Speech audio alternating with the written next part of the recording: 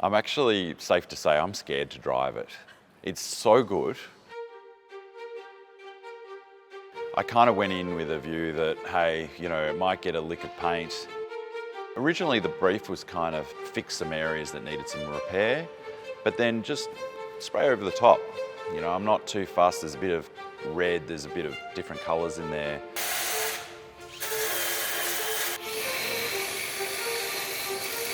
I came down into the booth where it was sitting and part of the car was already back to metal. And I burst out laughing and said, "We're going there, we're doing this," you know, and they smiled at me. And I walked away with a smile on my face going, you know, this is great. I really feel like the work that the guys have done has been just amazing. It's a testament to the type of people, the type of environment, and just the passion.